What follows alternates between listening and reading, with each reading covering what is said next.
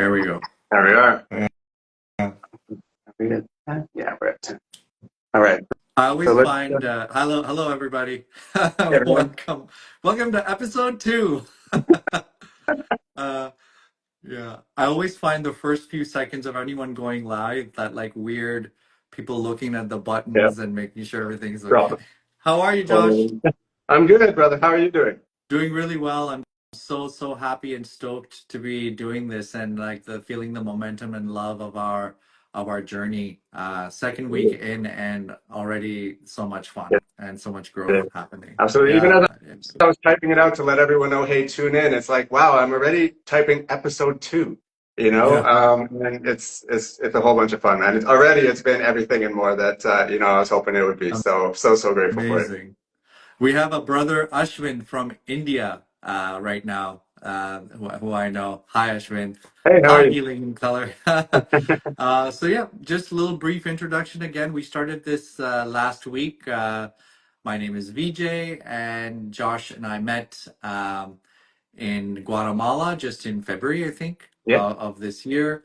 And just so much synergy and so much resonance. And we decided to create a podcast with the sort of idea of having free flowing conversations about subject matters that come up for us spontaneously throughout the week. And we still don't know what each other's subject or question is yet. We'll get there. What about you, Joshua? Yeah, this has been tremendous. Before I've tried to get some podcasts, going in the past, and the alignment was just off. But man, like it was almost like before we even said the word podcast or let's do something together, it was bubbling. I could really feel that energy between us, and I'm so glad that we're doing it. I really like the way that we're approaching this because we are trying to keep it, candid and casual, open and vulnerable, right? We're really trying to talk about some things. It's going to be some things that maybe you've talked about with people you know already, but maybe we're trying to take it in a different direction. We're trying to go one step further, right? We're really trying to open up with the feelings and the unique thoughts, right? This is being a safe space for us to really do that. I think especially as men, we have a lot of thoughts, but we don't necessarily have a place where we go and express those things or feel safe enough to do that. So I appreciate that we found that closeness and safety with one another, that we can have these really vulnerable conversations and really try to let go of some of the things that we may be holding on to in the way we've thought about things or the way we do things, anything like that. So super grateful to be in service to the community as a general. Mm. I'm 36. I'm currently out here in Costa Rica, working on some projects out here. And my background, heritage-wise, is Guyanese. And, I think that in meeting other really mindful brown human beings such as VJ, it's really helped me to explore that part of my identity. And I think that really leads to a lot of the conversations I'm having in real life now. So I'm so grateful that we get to really tap into those and go that much further, man. Thank you so much. It's my pleasure. It's my pleasure, Josh. Just to recap on the format, the way we are going to do this, and at least for the next little while, is we're just going to pop a question to each other, spend a little bit of time on each one, a couple of questions each episode, maybe more. We'll see how it flows. Last time we started with Josh asking the question, so this time we'll do me first. Are you ready to go, man? Let's get it. Okay. All right, so my question has to do with world events and general awareness of what's happening in the world, especially these days with conflicts and wars in different parts of the world. Recently, someone who's dear to me sent me a post on Instagram, which sort of brought this up in amidst other conversations I've been having. And the post suggested that our soul, that we are not designed to be bombarded with all of this information about the world's current events as much as we are.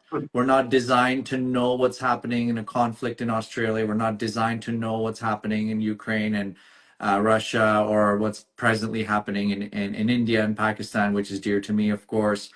And that the current state of the media is inflated and possibly even causing some harm. Um, and but what so they're insinuating that we're maybe better off not knowing what's happening in these horrors that are happening in Israel and in Palestine and all of this stuff. Maybe we're better off, or we're designed rather, to not know these things. And so my question to you is, what do you feel about that? Do you generally tend to agree that no, this is like we need to just be removed from it all? Or do you feel that no, we need to know and dive into these things, or is there some kind of middle ground?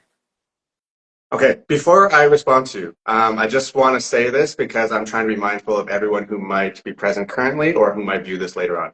I'm just trying to speak from my own personal awareness, right? I'm not trying to promote this is right, this is wrong, anything like that. I personally haven't done enough research, I feel, to understand all the things that are currently at play. So what I can say is, as I step back from it, right? Of course, yes, I have the social media feeds and see all the different things that are going on across the world.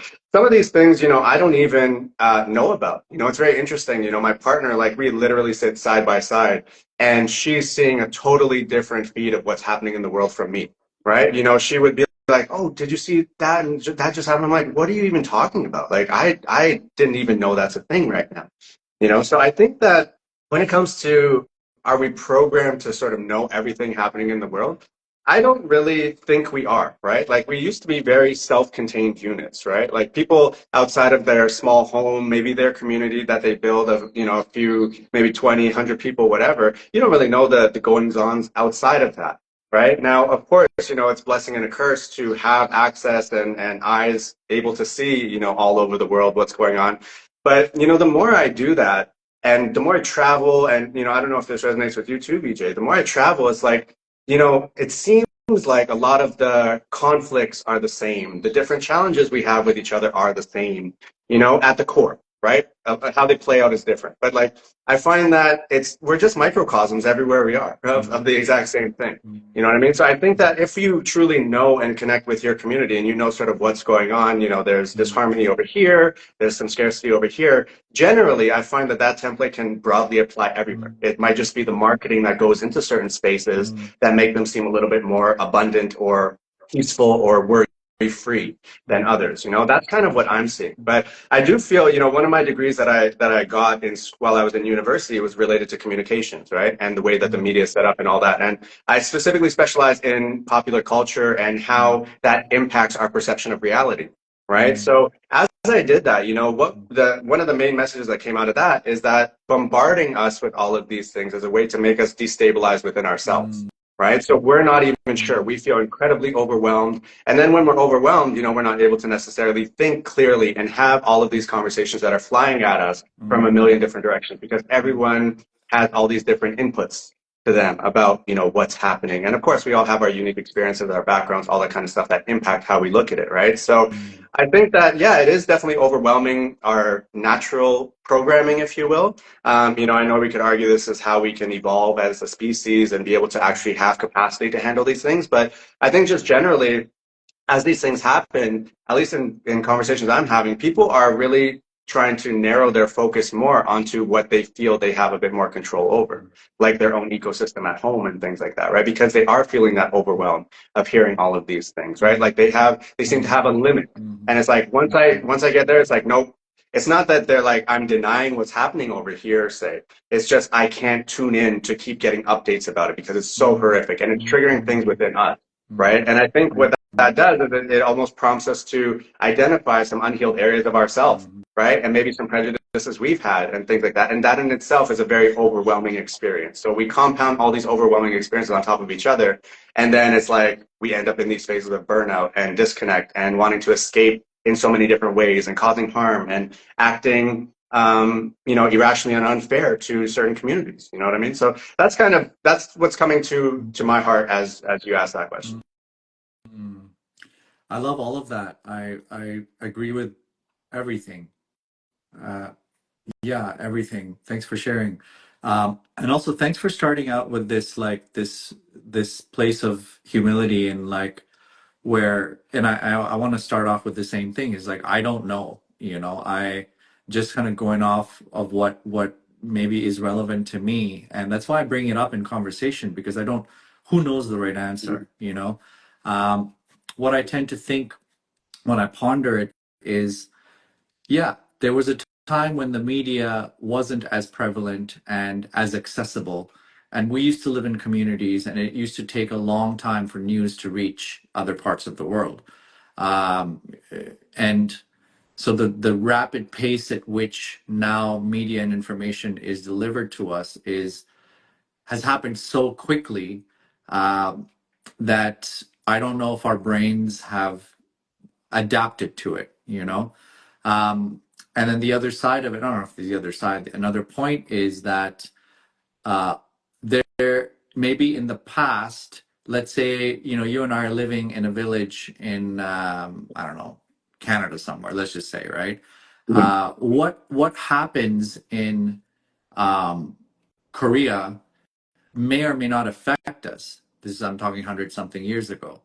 And so it's like, okay, so we're living in our, like you said, our micro sort of worlds, and little communities. And what happens only with, you know, maybe a couple of villages away is what affects us, but not what's happening in South Korea. Whereas now the reality is that what's happening in South Korea does affect us. You know, something that might happen in the government change in, let's say, China affects shipping rates.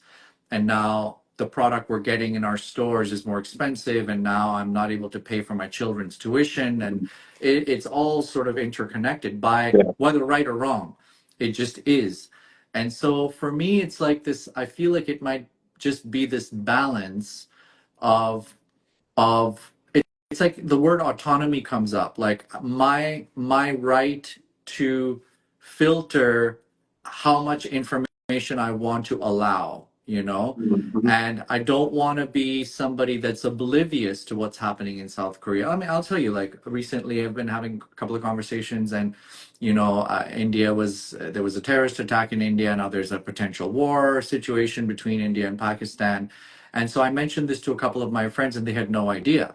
Oh, I didn't had no idea. And so I was like, that made me ponder. It's like, well, how do you not know when you know about Ukraine and Russia and Israel and Palestine, and you know about, so how do you not know? And so then back to your point about your degree in communication, and like how the media just like it was almost like evidence, like we just know what we're fed, you know?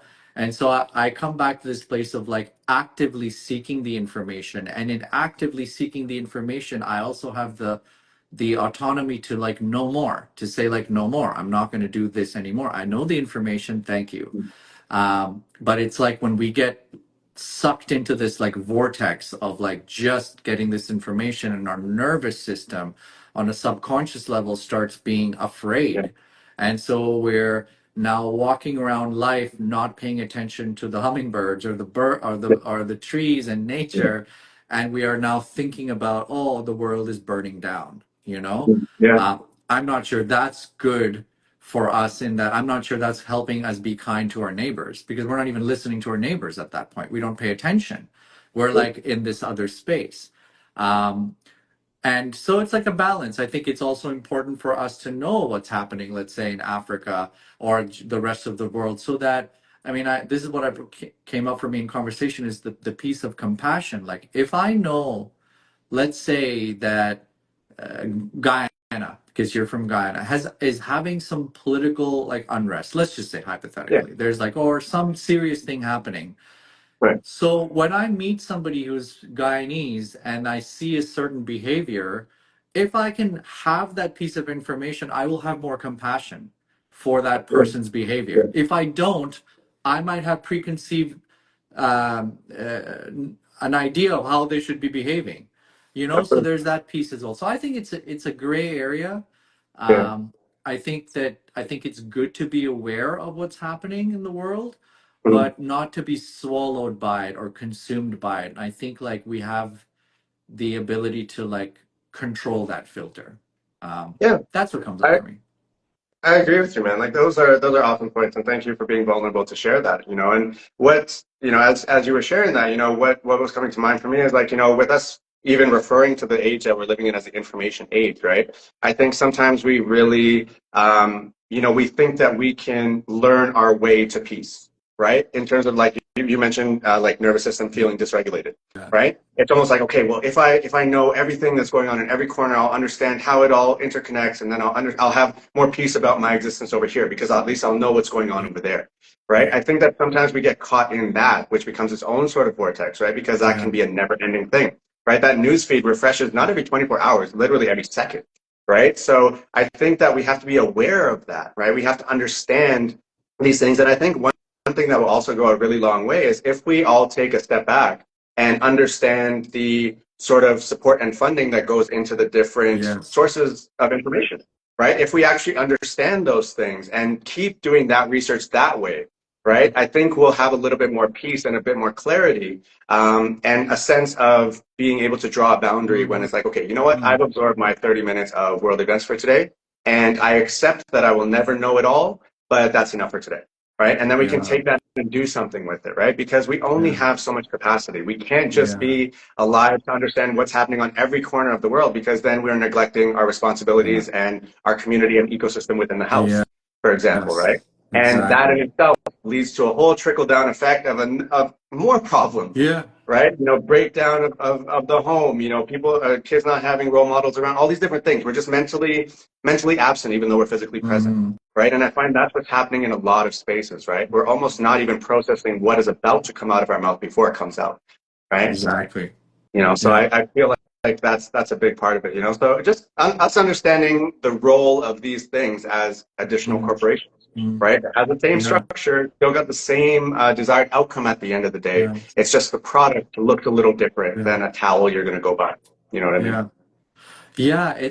It's a wild time, right, Josh? It's like it's a time where if I wanted to um, make a video on YouTube that says that the sky is purple or instead of blue, I can just do it. Yeah. No one's gonna like stop me. No one's gonna be like, no, that's wrong, or no one's gonna stop me from distributing this information. And so I think you bring up a really valid point is just having this awareness of understanding who's funding it all. Like where is this coming from and what's the motive, um, without like drowning in it. It's like there's that thing. It's like without like starting to like suck away from our soul and our light.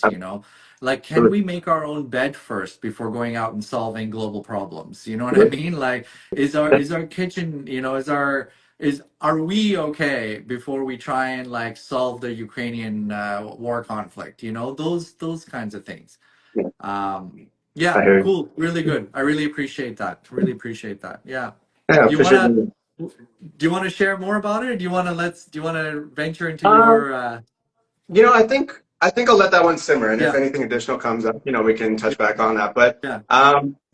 I've got a couple real burning questions, things that I've observed, and it's like, man, I really can't wait to talk with VJ about this.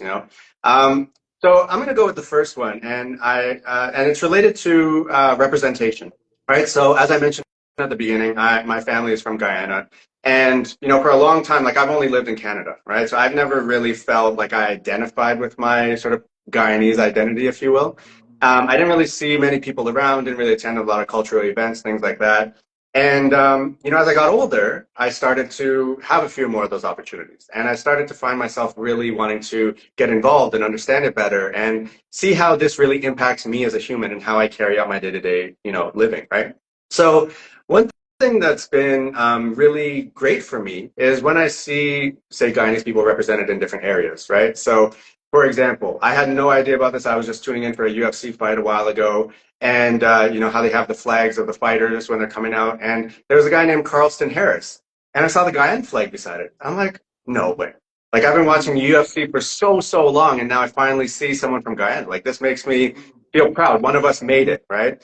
Now I get it. UFC is not necessarily everyone's cup of tea, but just the fact that I see myself and my community represented in yet another space where I never Mm-hmm. saw them before, that breaks something Mm-hmm. down for me, so that felt really nice. Another example is Rihanna, for example, right? A lot of people might not know that she actually has some Guyanese roots, right? So when I heard that, I'm like, okay, you know what? I'll tune in more. I'll listen more to what it is you're putting out. I'm not saying just because you happen to have the same flag, I'm just automatically behind you for everything you do. But it was more one of those feel good moments, right?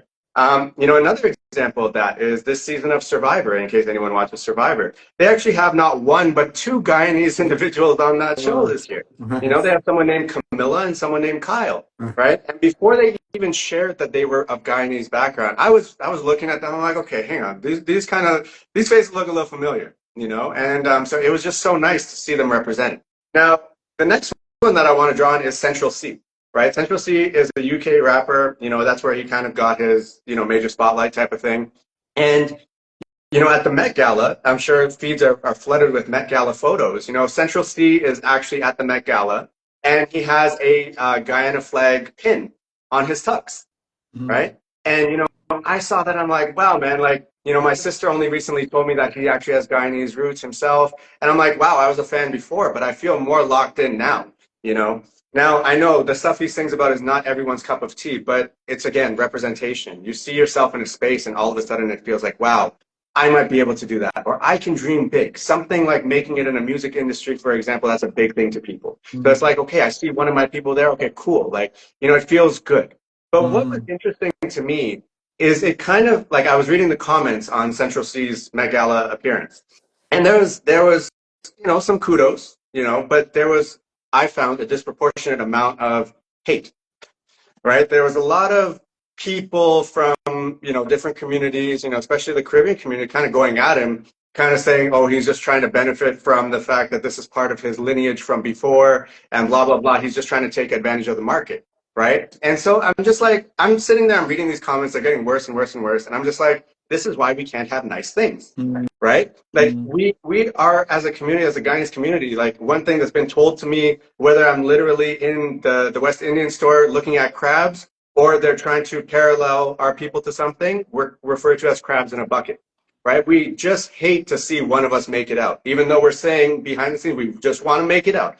So it was really like stirring to me, because, like, hang on, like, yes, you might not be behind the lyrics, this and that, but we have to understand that there are systems at play, much again like we were talking about the news today, for you to have your voice in a position where you can influence. Right, there's just certain requirements, right? Like, you know, certain music, for whatever reason, is promoted over others, right?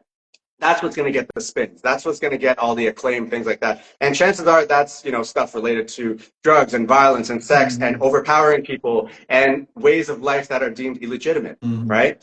But that's what gets you that platform in the first place, right? So what I see is a lot more artists and people being mindful of the fact that, look, I have to go up against this machine, but the way I'm going to be able to eventually be in a place to give back to my people, to show representation, to help them navigate this themselves, is I have to be part of it, right? While being aware of it. So, you know, I was just curious from your perspective, like, it kind of was disheartening to me to see, especially members of the Guyanese community, just instead of, you know, showing some love, you actually went and cemented a comment in history of something that's bringing us down in a way. You know what I mean? So have you seen that, like, amongst your community, and like what sort of does that bring up for you? Wow, what a great subject, Josh. I mean, I would start off by saying this is a very universal sort of human condition where those who have some broken pieces within, so many of us do, struggle seeing someone else shine. And that disappointment of watching, by the way, I love Central Cee, you know, seeing him shine has nothing to do with him. It has everything to do with the fact that they know subconsciously that there's something they wanted to achieve but couldn't or haven't yet. You know, I've always said this, like, yeah, there's racism and prejudice all over the world, but I have seen examples of people being prejudiced within their own community more furiously, more ferociously Yeah. than people from other communities to other communities. And I all I can sum it up to is it's the human condition. It comes back down to, if we are vibing self-love and self-confidence, and we are complete, you know, as complete as can be, it will only make us feel good to see another being shine, you Yeah. know? And I feel that if someone from my own, if I am, let's say, hollow, not complete hurting, not liking myself because I didn't go for that dream that I wanted to 15 years ago, or I didn't, I'm seeing my other fellow communities move forward, whatever that means. If I'm in that place and if I see someone from my own community shine, I think it's a path of least resistance. It's easier for me to go to critique that person who looks just like me. You know what I Mm-hmm. mean? As Yeah. opposed to it's a little bit farther of a leap for me to then critique some person that looks Swedish or whatever, blonde, blue eyed, Yeah. because they're not as relatable. But this dude that looks just like me and is brown and has made it, you know what? I'll throw a few attacks his way. Mhm. And it saddens me because I feel like the opposite could happen Right. where I see Central Cee and I see these Guyanese, or I see Rihanna and I'd say I'm Guyanese and I'm like, hell yeah, like that is great. And I feel like someone in your position who is, from my perspective, from what I see, complete in the sense that you're working on yourself, you're aware, you shine, you feel happy learning that Rihanna has Guyanese heritage. You feel happy seeing the pin on Central Cee. You see happy seeing the guy on UFC because you're where you are. Someone could be walking right next to you who is really struggling within, and the same presentation will trigger them. Yeah. And man, you could be Russian, you could be Australian, you could be South Korean, you could be Argentinian. You're human. And this is the human condition. And I wish it weren't the case.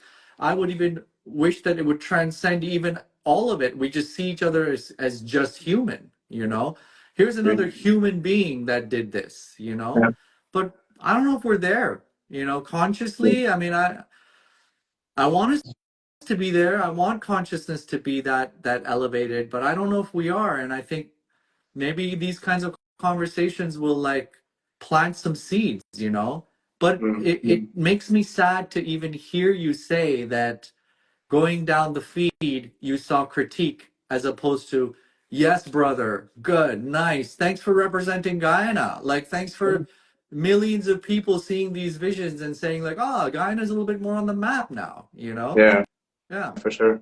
So, I mean, like, I guess a follow-up question for you after I share a little bit from myself is like, I found that in the past, right? I myself was very judgmental of my people, right? Anytime I would see them, I'm like, even if you ascend to here, it's like, I'm still gonna pull on this. So that's not to say that I haven't been on both sides of this Yeah. thing, Me too. right? I 100% have, Yeah. and I think part of that comes from, oh, well, now you're in this position. Now you're representing all of us.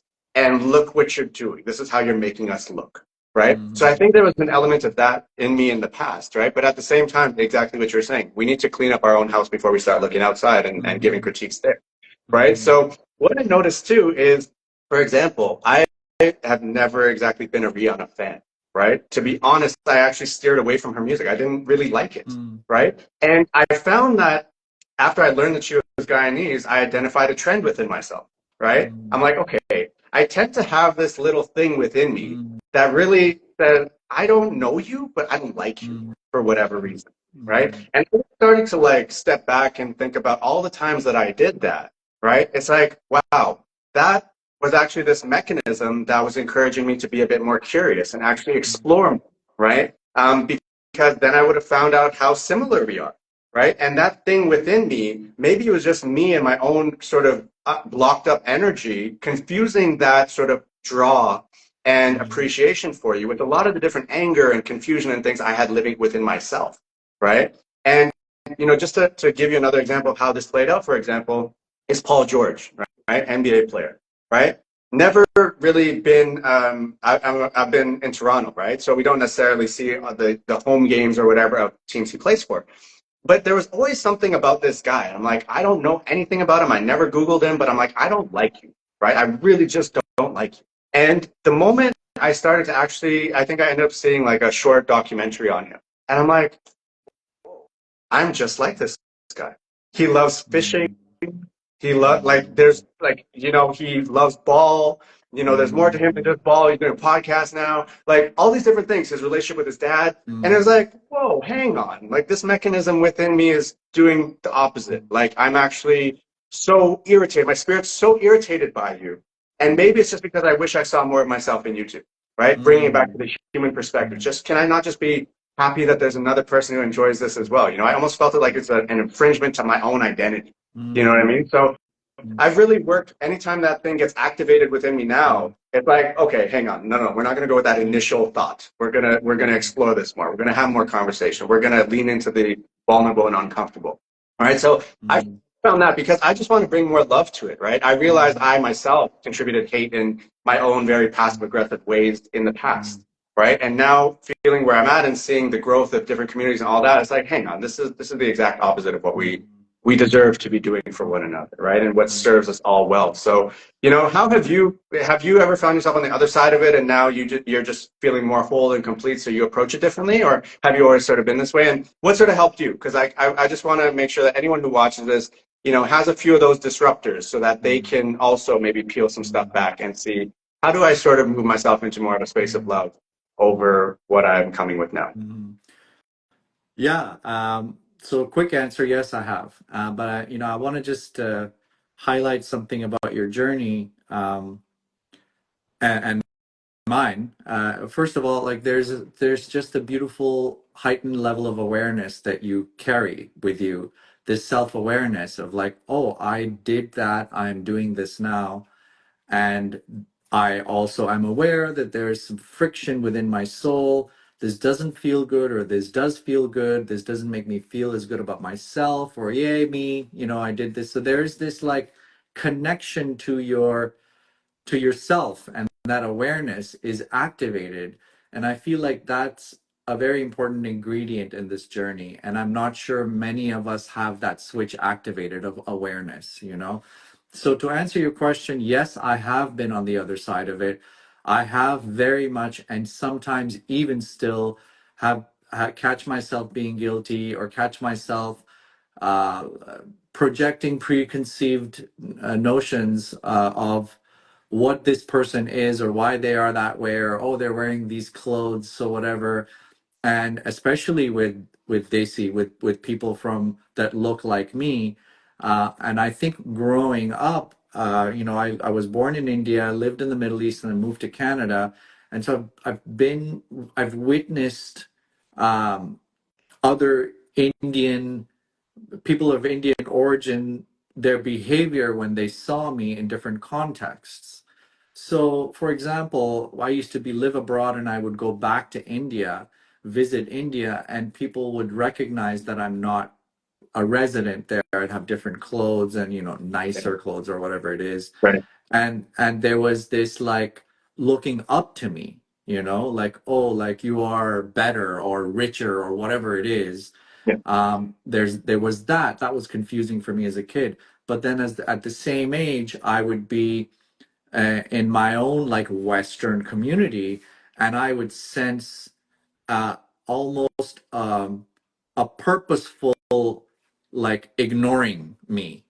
Like other Indian people would like purposely like be talking to the other white person, or the other Asian person or Chinese person, and like not me. And even though I'm Right. trying to engage, almost like I'm cooler than you here. You know what I mean? Yeah. So I sensed that, and I think that I may have also done some of that myself. And for sure, it didn't feel good. It was just like an unnecessary separation. Like, why are we even, what's the comparison for even?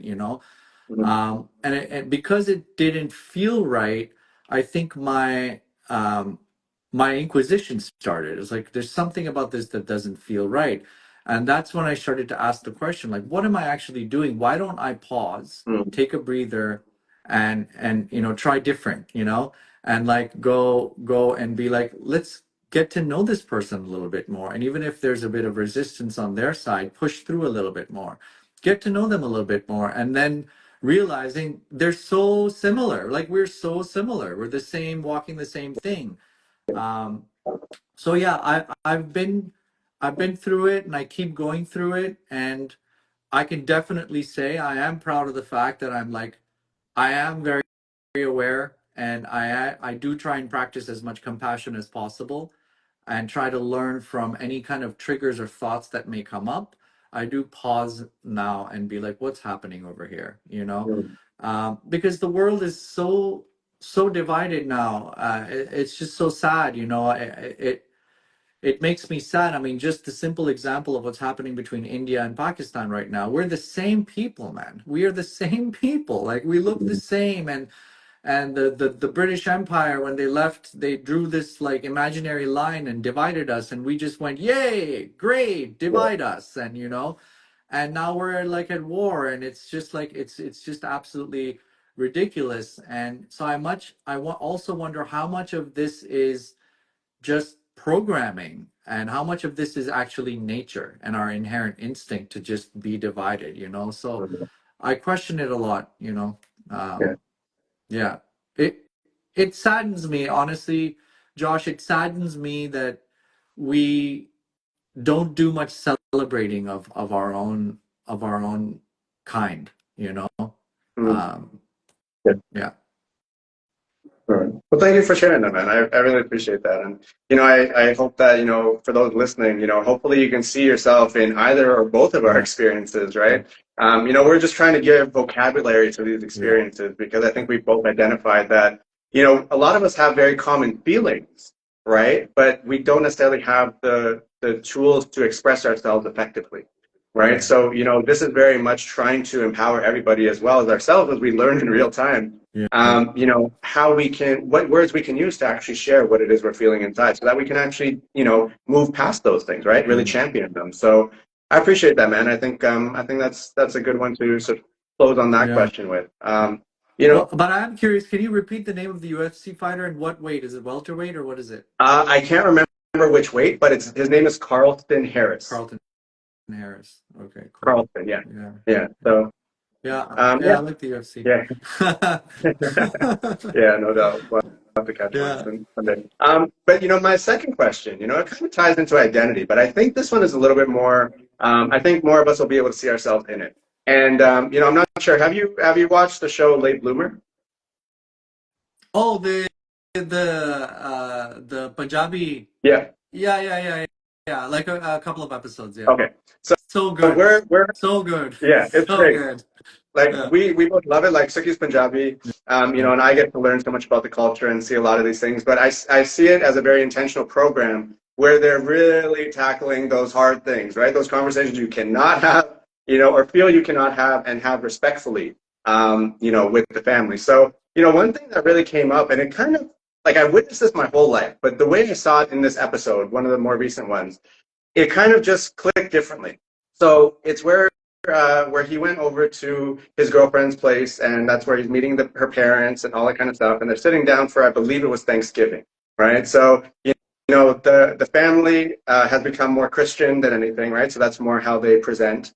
And so they're doing the traditional Christian things around Thanksgiving and whatnot.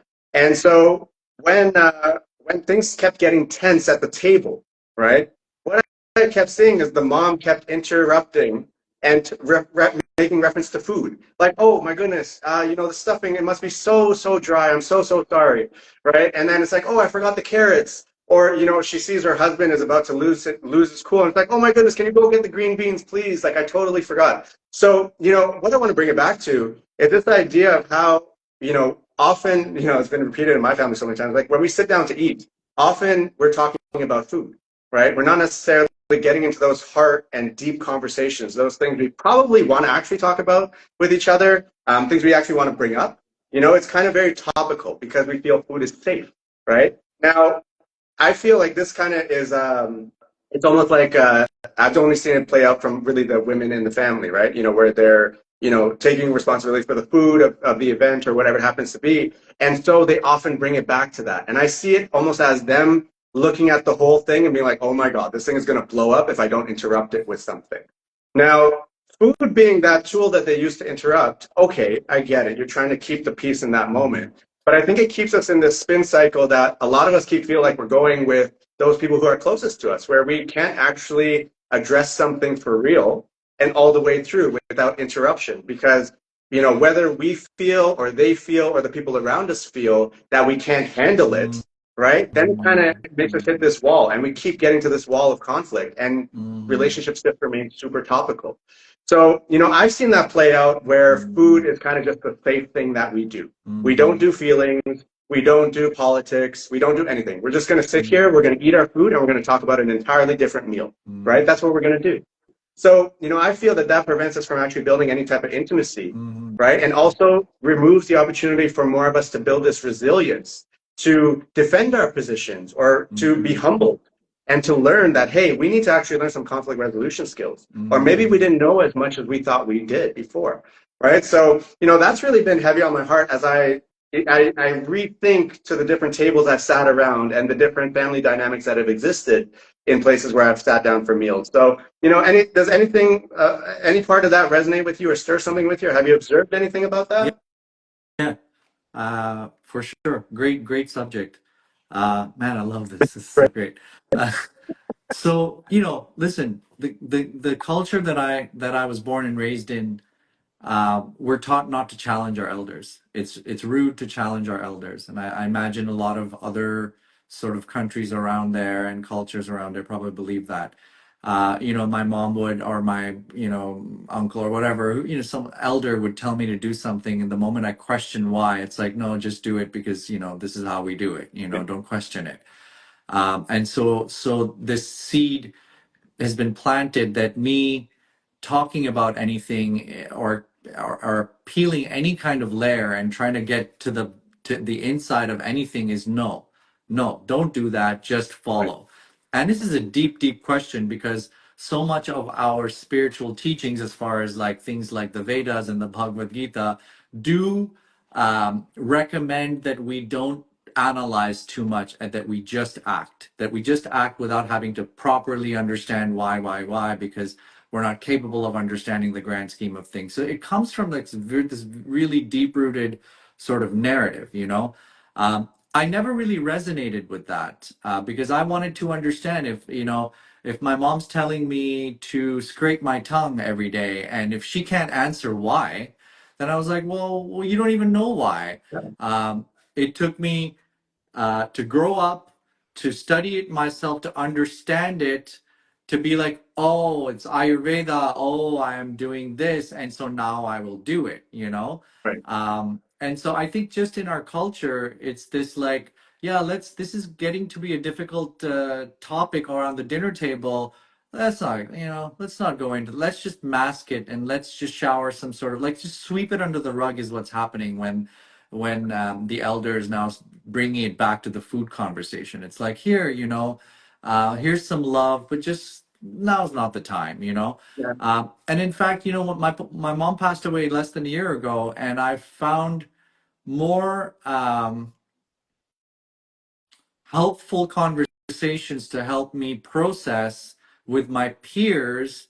Yes, some of my cousins in India, but my peers in the West than my elders in India. Because the elders are like, let's not talk about it, you know, next, you know. Not that they're not sad, not that they're not depressed or hurt that she passed away, but it's not, let's not peel the layers, you know.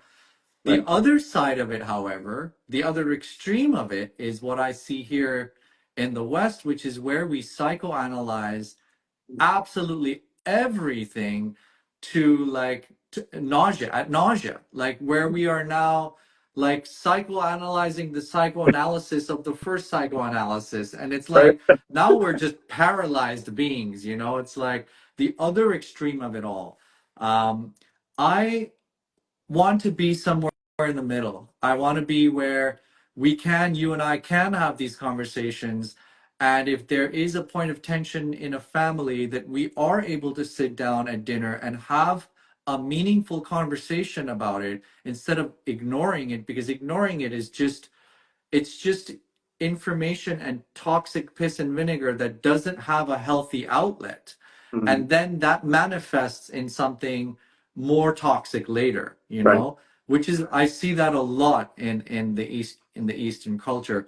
And so I want to be able to like bring it up, to have my voice respected, um, and find that balance between, okay, we've talked about it, I see you, you see me, we disagree, we agree, whatever the case be. It's been brought up, and I know that I'm not walking around life with this information in me that's eating me up. And I don't have to be like, well, I have to be the Buddha and figure it all out myself by meditating. You know what I mean? Like, I am human, you know? So I want to have that ability and that ability to exchange and have that outlet. But I also don't want to go to that other extreme where it's like we are just now analyzing absolutely everything at nausea. You know, Yeah. I don't know if that sort of. Yeah.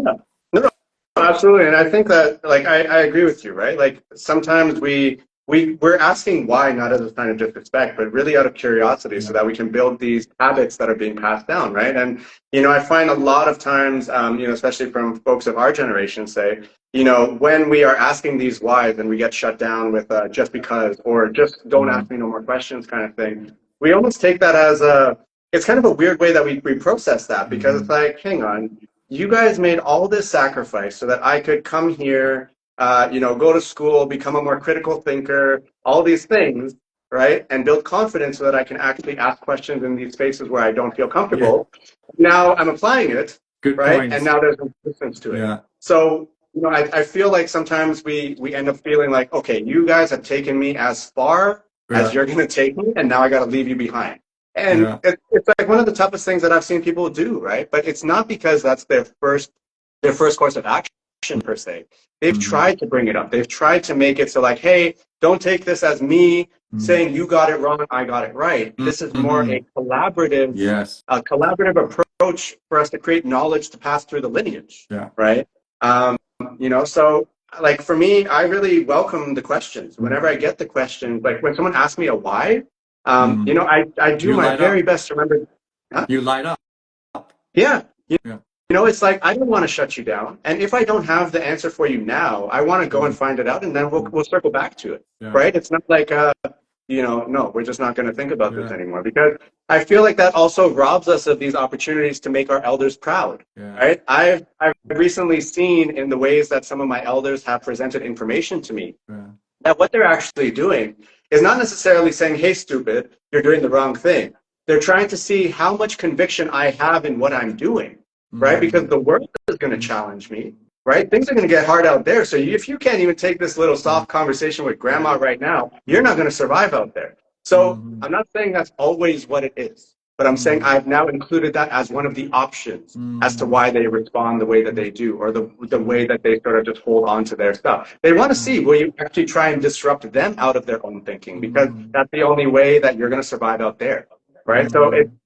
I see the need for balance and facilitating that within all of our spaces that we occupy, so that people can become more aware of these tools and how you go about actually having space for everyone to have their opinion heard. It's not that we're trying to convert one another to the same belief system. It's more just, hey, have you also considered this?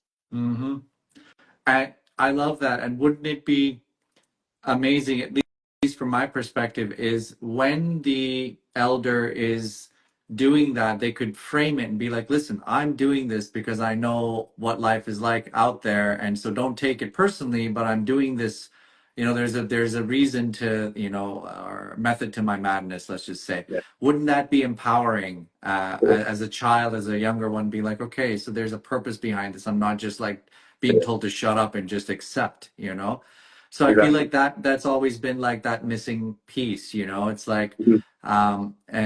and yeah, so I think it's about information. I just want to throw in another layer there is us being men. There's this, I mean, from my perspective, it's this like extra layer of, and there's memes and stand-up comedians joke about this all the time, like the woman comes up to the man and is like, I want to talk about feelings, and the man's like, oh God, here we go again. So there's some definite programming there as well. Like I'm also still at my age, even still working with this idea of like, no, like, it is important to talk about feelings. And, if that question is like a little bit triggering, like what's happening within me that it's like triggering for me? Is it because, as a man, I'm supposed to keep it all together? And what does keeping it all together mean? It means what? Not having emotions, or not being, or like having it and like processing it all myself, and that's manly. All of these kinds of questions come up. with again this balance of like, okay, I'm here to talk about feelings, but I don't want to just only talk about feelings, Mhm. because there's also living, you know. And so it's a dance, and there's all these layers, cultural, there's like there's the gender thing, there's what age you are in your life, you know. It Yeah, it's definitely like it's like an ever evolving thing in my life anyway, you Yeah. know. Yeah, no, I appreciate that, man. And you know, like you said, wouldn't it be nice if our elders framed it this way, right? And you know, I think that circles back to what we were sharing a bit earlier in this episode, right? We were saying this is an opportunity for the vocabulary to be developed, Yeah, right? For us to connect yeah. with that vocabulary. Mhm. So I think this very much feeds into you and I being aware of what our experience has been.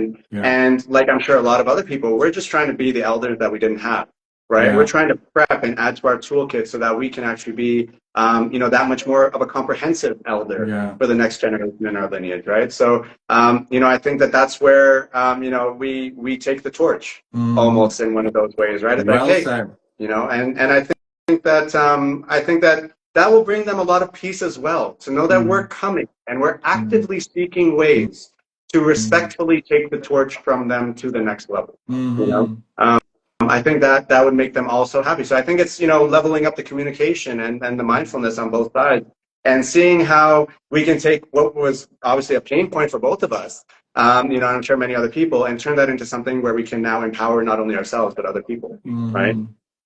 By Oh, embodying it. So, the yeah. torch. So, The torch. This carrying the torch is a big, big, beautiful responsibility, man. And we have this beautiful privilege to be breaking a few patterns, you know, and sort of breaking out of this thing, while also retaining a lot of that love and wealth and wisdom that, you know, that does exist, you know, and with our ancestors, and just sort of like bringing it to the new age, bringing it to what's current, what's relevant now, you know. I think it absolutely. all served its purpose, man. I think it all has served a purpose, and you know, you and I are where we are because of all of that as well, and it's Definitely. time to now take it to that next level, you know. Absolutely. Well, I think that, you know, for me, that that feels, you know, very complete on that question. You Yeah. know, is there anything else that you want us to chat about on this this episode, or what are you thinking, man? No, I think I feel pretty complete. I mean, I've got, like I said to you, I've got like two other questions, but we can do that next time. And you know, anybody listening, I know this is going to be also posted and shared on our respective Instagrams. You know, want to say that we are going to be doing a poll. We want you all to participate. We're trying to now land at a name for our podcast, and we want this to be an interactive sort of experience with all of you. And so we're going to do a little bit of a poll. We have a short list, and I think Friday, Josh, Yeah, we're gonna, we'll put that on Friday for yeah, sure. on Friday. So stay tuned for that. We'll keep posting. I'm happy to do this again next week, Josh, if you are. Absolutely, yeah. Next Thursday, 12 p.m. Eastern. We want to see you guys here. And you know, as we've shared, this is very much a community conversation. Of course, it's the two of us on the screen at the moment, but we really want to hear from everybody who's watching at any point, right? We want to Yeah, hear what your thoughts were. You know, did you learn something? Did you want to yeah, add to the conversation? Would you like to be part of the conversation? yeah, You know, also we'd love to hear just things that you want us to explore later on, right? yeah. We're doing this from a place of understanding that some of these conversations necessarily like we wanted to have them, but we haven't seen them happen. We don't know how to approach them. Mm, So if you want to toss those ideas our way, we'll definitely take them and run with them because we want this to be as empowering and impactful for you as it is for us. You know, mm-hmm. so by all means, connect with us however you feel most comfortable because we really want to bring all these things to light so we can all feel more intimately connected, understood, and welcome here on this place that we share and call home. Beautiful, beautiful, man. Josh, I Well, hope you thank you have so a much for your beautiful time, man. day. You as well. Yeah, yeah, have a beautiful day. So much love to Suki and everybody there. Bye, friend. Yeah. All right. All right. Next week. Take care, Love you, everyone. brother. Ciao. Thank you, bro.